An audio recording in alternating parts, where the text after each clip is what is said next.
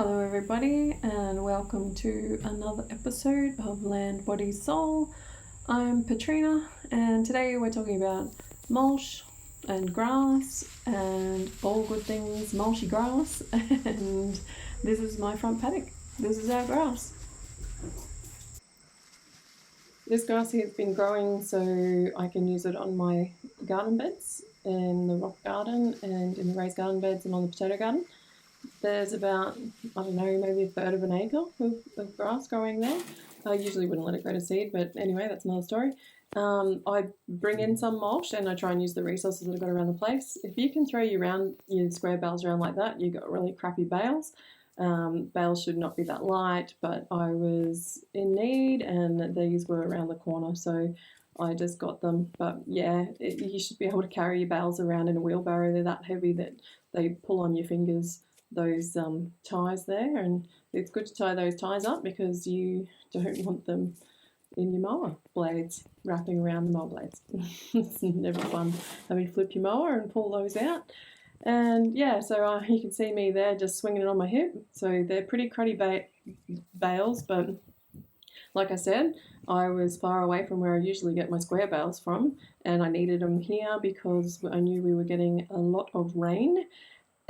We actually ended up having 13 inches, which was pretty wild, but used to some of those downfalls now. We do live in a rainforest. But yeah, we had heaps of scraps. So Cal gets the scraps from where he works and they go to the chooks first. They eat up all the things that you don't want in your compost. And then I scrape it all up into a compost and then use it all in the garden. So this is good. The girls will get into this and they'll scratch it all up and make it nice and fine. And they will also scratch out the the rest of the food scraps that are underneath it, and like they breed flies too, which is why I like to keep it covered because it stops that a little bit. But mostly the flies get the maggots, and yeah, so I just get the grain and I chuck the grain over the top, and the girls get into it. You see, they like to follow me around because actually they don't like to follow me around. They like to follow the grain bucket around because that's what they're after. And yeah, so they'll get in there and scratch it all up and have a good time. There's one more girl there somewhere. She's probably off laying an egg. And we've got old Nana and we've got 3 layers. So they do a good job. They give us what we need. Bum nuts. This is our front paddock again. So the grass has gone to seed and I wouldn't have let that happen, but our mower isn't getting fixed. It's waiting on a part that's been quite a long time now, thanks Briggs and Stratton and Strigger, however you pronounce the mower's name. Not a good job. But anyway, so it's gone to seed, but I'm kind of glad in a way that it did because I've actually got to see all the different critters and wildlife and everything that have taken advantage of that, and that's been really quite cool. Actually, the grass has provided a lot of bee forage, which has been fantastic to see. And you can see in the grass, I just did this slow-mo because I wanted you to see that we've got a lot of stuff. Signal grass isn't a great grass and it's kind of a bit clumpy and leaves sparse space underneath it, but this is all full of secca and wind cassia and pigeon pea and vines and all sorts of really good nitrogen fixing things. So I've been growing soil there for 17 years basically, and mulch, and this year to be mulching up, hopefully get the mower back and I'll be able to mulch all this, put it in a big stack and it'll go onto the gardens. There's a little bee collecting busy and there's my other little bee coming in, tearing in, and if you see, she's been collecting pollen too. Lovely little girl. Oh dear. But anyway, they have a good time. It's actually good for another thing too because the big dogs get to bound all over it and uses up a lot more energy. And sometimes that's handy when you're having a bit of a slack day. So yeah, this is looking back down towards the driveway. We've got a beautiful big trees that's into that about, I don't know, third of an acre there of quandong trees. There's a beautiful stand there. So with the other mulch and stuff that I do bring into the property, I've got people that I rely on who are really, really good and I know they're good. that I get my mulch from, because I don't like to bring extra weeds in. These bales I actually got from a guy who I get my feed from for the chooks, and he does big animal feed too. But he had these left over, like some grub had told him they were good feed, and they're actually rubbish. So, but they were actually just signal grass and had gone to seed a bit, and he gave them to me for what he paid for them, which was awesome. And I already grow signal grass, so I don't have to worry about growing any more of that. Growing it everywhere.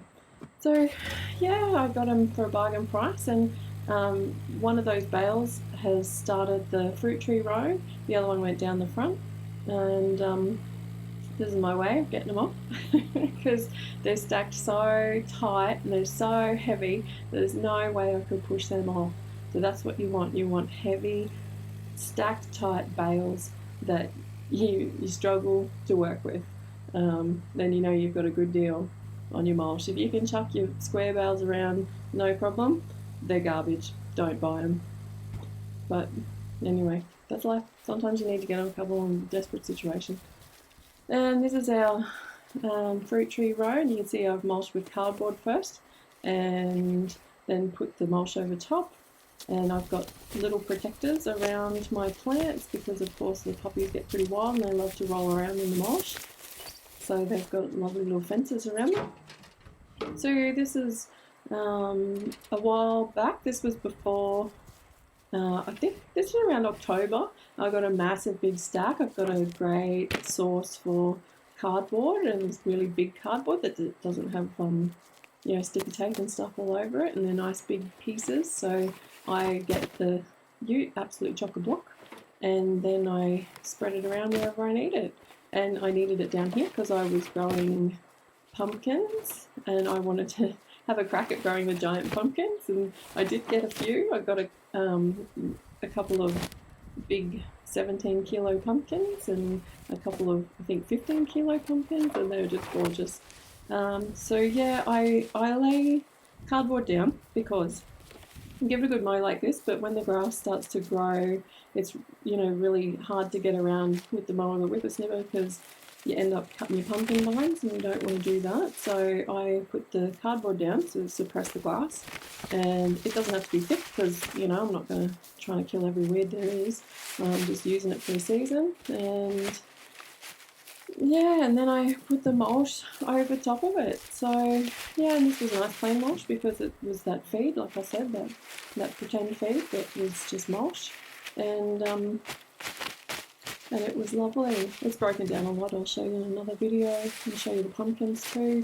But yeah, so I'd already put some down, and then the pumpkin vine got bigger, and so I put a bit more down, and then as the pumpkin grows out over it, I don't have to worry about the grass going up through it.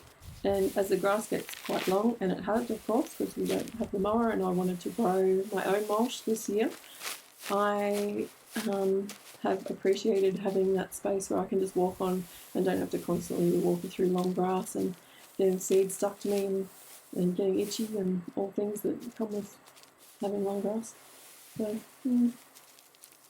I use mulch from different sources, but I have started trialling the mulch that comes from our local tip, and the guys and girls there at our local tip are just freaking awesome, great people, best customer service ever. Shout out to those people. And they get a contractor in who is also a really cool dude. He comes in a few, maybe 4 times a year, and mulches up all the green waste that people bring down. And so I've got quite a few loads now, and I wanted to check that it was fine to plant into, and it has been great actually. It's got no poison. They've got potatoes there and peas and beans and all sorts of stuff I planted in there to check whether it had any herbicide or growth retardants or anything in it, and it didn't. It's been good. It's not super nutritious, but I've been feeding it. So one time when I was there and the mulch guy was there chipping up all the stuff, he'd chipped up a big pile of wood chip, and he goes, "Oh, do you want that one instead?" And of course I'm just like, absolutely, are you crazy? And so they loaded me up, and I went in and got 4 more. 4, might have got 5 actually, but like it's $6 on a trailer load, and I mean this Ute's a total champion, and can handle over a ton. So I just asked them to just absolutely chock-a-block it as much as they can. And then I came home and I started doing the driveway, and I did inside near the carport there, and just kept coming out a bit more and a bit more and a bit more with all of this beautiful wood chip, and it looked absolutely spectacular and matched my Scully girl and my chickens. So we've got matching decor in my driveway with my puppies. So anyway, a bit funny, but I actually love this, and it's been so good because the driveway, after the cyclone, the trees leaned over and shaded out the driveway, so the grass struggled to grow. So of course when it rained, we lost a lot of the topsoil and stuff, so, and it got muddy and boggy, and so putting this in, we've just had that massive rain, and it just was awesome. It totally took all the rain, and we had no problems getting in and out. So here's another part where I've put down dump mulch, but I'm there in the distance spreading out paunch. I get paunch from the abattoir.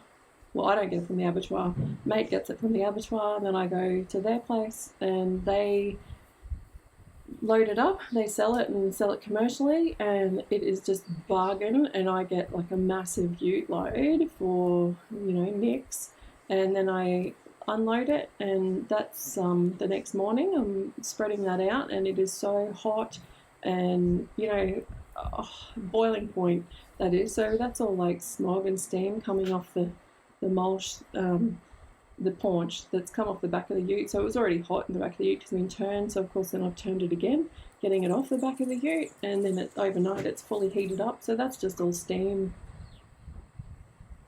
Pretty wild, hey?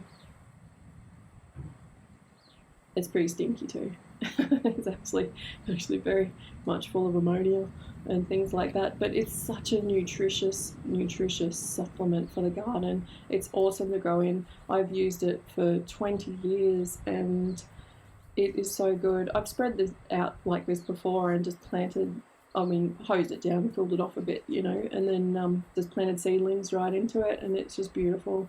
It just grows the most beautiful stuff. If you look on the left there, you'll see that's the big mulch pile that came from the fruit tree row when I first cleaned up that area up there, and I brought all the mulch down and piled it up like that, and then I used that on the garden bed.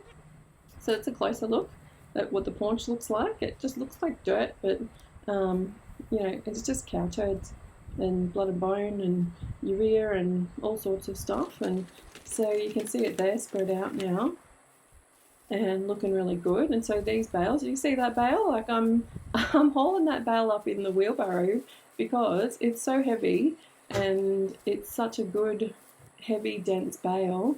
They're the bales you want. You want them that you can hardly pick them up.